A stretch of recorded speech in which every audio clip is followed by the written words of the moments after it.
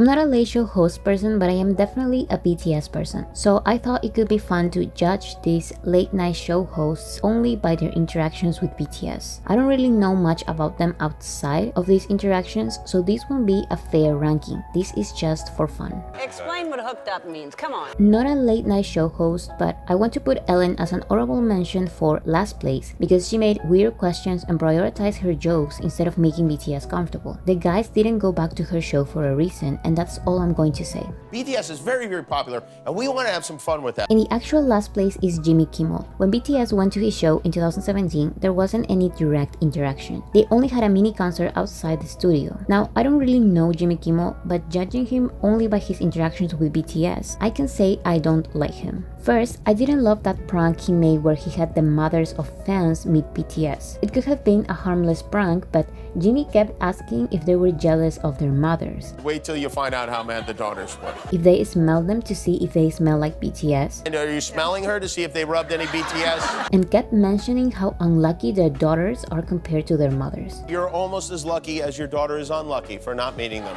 When he put them in that situation in the first place. And of course, the dumb jokes. First, he joked about ARMY being so excited that they will kill BTS if they go outside. We were going to send the band outside to the audience, but at least 100 people would be killed if we did that, so.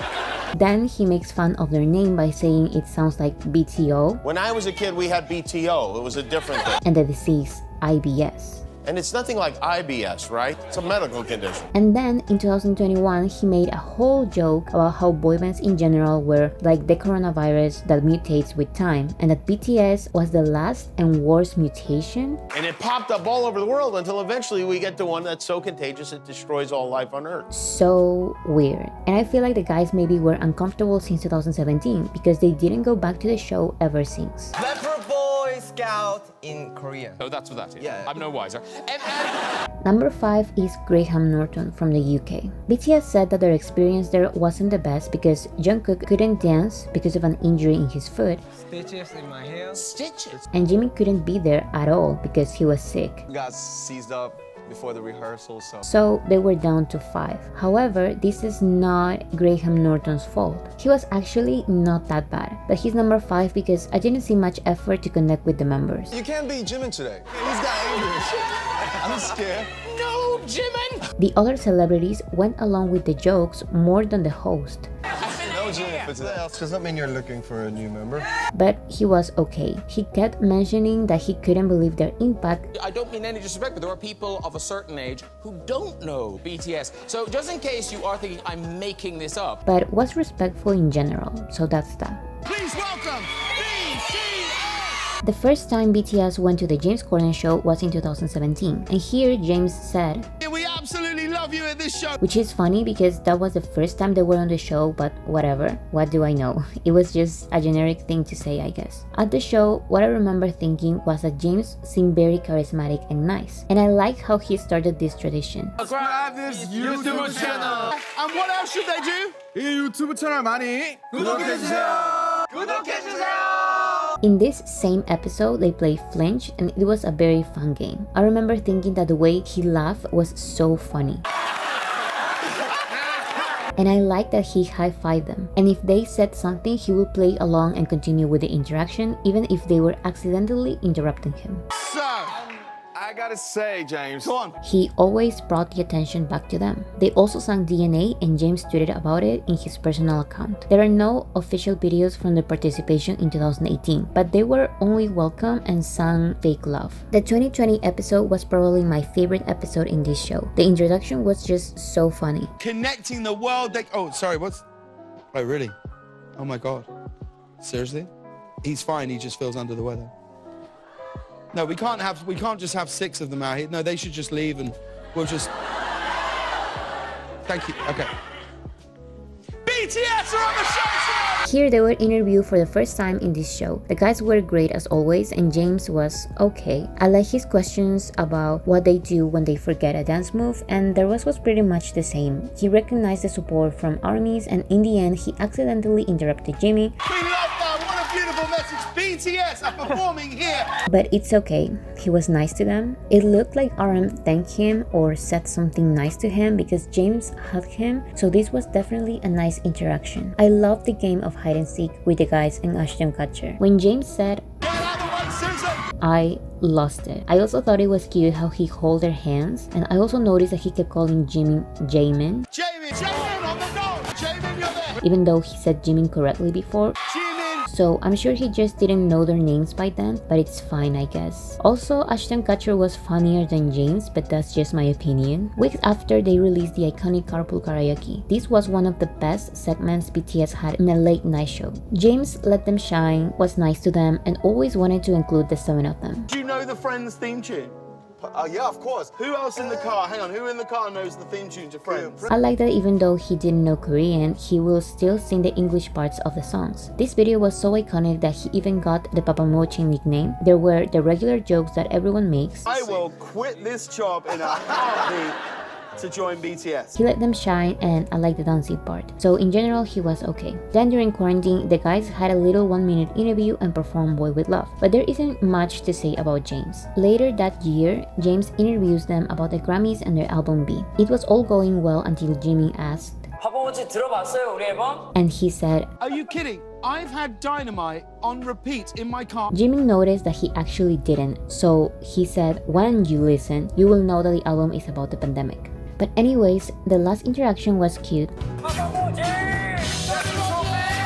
but only because it's Jimin. Then they perform Life Goes On and Dynamite from Korea. Before 2021, everything seemed okay in general. In my opinion, his praises and comments for BTS seemed a little basic and superficial. However, in 2021, he made that dumb joke about BTS speech and performance in the UN Assembly. What he said specifically was that world leaders had no choice but to take BTS seriously, and that it was a historic moment because 15-year-olds were wishing to be there, meaning that armies are all 15-year-old girls. Now, what some people don't understand is that we are actually extremely used to these kind of comments and jokes. When this happens, we usually say how boring and repetitive these jokes are and move on. But it was not like that with James Corden for a reason, and it's because he was one of the few who actually treated the guys nicely. He kept repeating how he loves them, and he kept inviting them to his show. People excuse this joke by saying that a lot of people write these jokes, not only him. But I personally don't care. It's not about the joke. You can think it was harmless. It's about how he, who happily accepted the crown for the nicest army late show host, ruined this nice relationship with us because of this dumb joke. And maybe if he apologized, things wouldn't have gotten worse, but of course he didn't. A couple of months later, James interviewed them, and even though he tried to avoid it, RM ignored his initial basic question and called him out. And I just got to say, the panic in James' eyes is just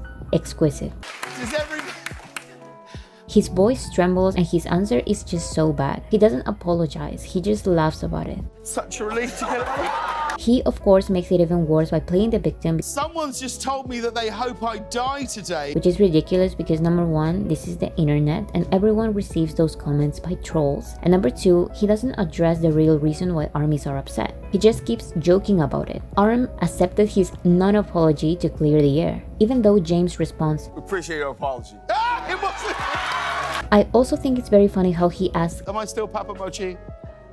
Baby Mochi, am I still Papa Mochi? and nobody answered, and he got nervous. The rest of the interview was okay, mainly because of BTS. Later, they performed PTD, and there was the weirdest auto-tune I have ever heard in a BTS performance. I don't want to say they did it on purpose, but it was definitely weird, especially when this has never happened in any other BTS performance. In a positive note, weeks later, the concert in the Crosswalk was released, and I loved it so much. I love how the language barrier was not an opportunity to put BTS in an uncomfortable position. Instead, they made James the butt of the joke by using that running joke about the guys making fun of James in Korean and him not understanding anything. James was funny, BTS was funny, everything is scripted, but still it was a nice interaction. And then the show aired the Butter performance, and again there was something weird with the audio. And if you say I should blame the production and not James, then you are right, but it still doesn't sit right with me, especially when they had weeks to fix it. In general, the guys seemed comfortable with James Corden, which is nice. They forgave him, and I always trust BTS first. But personally, after everything that happened, I don't trust or care about James Corden. At least not enough to call him Papa Mochi or whatever he wants to be called. Also, his damn show blocked my last video twice, so I don't like him for that. I decided to take my remuneration in moments with BTS. BTS never actually went to the Trevor Noah show because I believe The Daily Show is more about news and politics than pop culture. But they had a few interactions when Trevor Noah hosted the Grammys. He was nice in general. The jokes were usually about how big BTS is as a group, and some people found his joke about Squid Games repetitive. RM's response was perfect. What are we gonna do? So I don't think it's that big of a deal. What gave me a good impression of Trevor Noah was his genuine comments after the Grammys in his own show. He said that BTS were so dedicated and talented, They're so good and efficient at what they do. and he made a joke about BTS being better than the boy bands in his day. I was watching them, and I'm not even trying to throw shade or anything, but I was like, man, NSYNC, they got away with shit.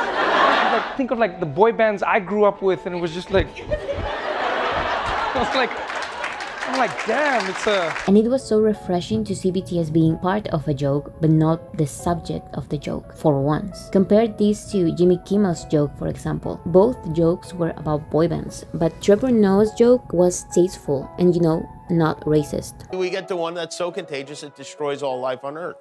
As they're known by their nicknames, the cute one, the cute one, the cute one, the cute one, the cute one, the cute one, and, I'm sorry, a little help?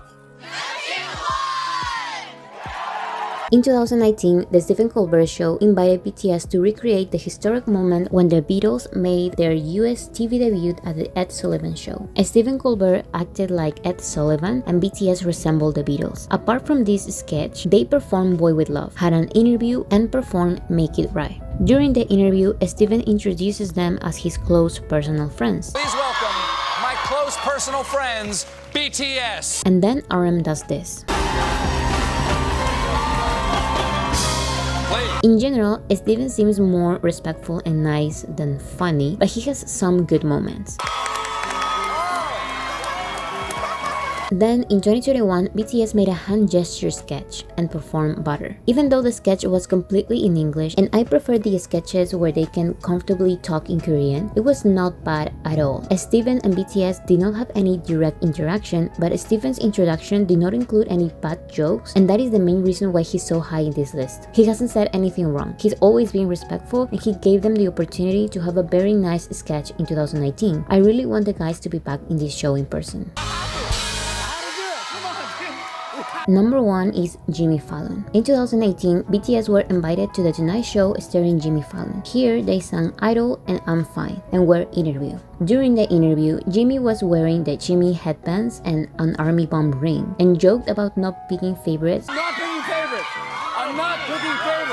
But still choosing Jimmy. It was funny and cute, and it looked like the guys were very comfortable talking to him. They also had a segment where they danced Fortnite dances, which was one of the smartest decisions in these shows, because it would have been a little difficult for them to have a whole acting sketch in English, so a dancing challenge was easier for them because they are dancers. In 2020, BTS were invited to a special New York episode. First, they were interviewed in the New York City subway. I like that Jimmy's questions here were deeper than in other regular late night shows, and I like that he always had something to say about their answers. He continued the conversation at all times, even helping them with their answers. And then I thought, What do you think of him? he was amazing. Unlike other interviews, Jimmy seemed genuinely interested and nice. They also had the Subway Olympics where they played a bunch of silly games, and we got so many epic moments.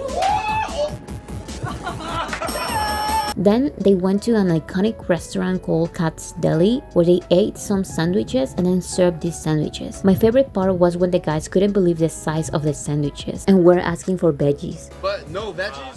No veggies. No, are you kidding me? No. Finally, the boys performed the best performance the show has ever seen. During quarantine, there was the BTS week, where the guys performed the 5 days of the week and were interviewed about performing at the Grammys, Dynamite getting them their first #1, their 7th anniversary, quarantine, their movie Break the Silence, the album B, their New York special, their charity work, their high school experience, and advice for young people pursuing an artistic career. As always, Jimmy seemed genuinely interested and gave meaningful compliments. These guys are working hard. It was so impressive from working with you and seeing you work, because you have great work ethic. You really are professional, but you're also very funny. You have a great sense of humor, and please don't ever lose that. They also play the Dance Your Feelings game, and Jimmy definitely matched their energy. Jimmy! We know it's Jimmy! Jimmy! And then they played the Zoom Olympics, and this was my favorite game.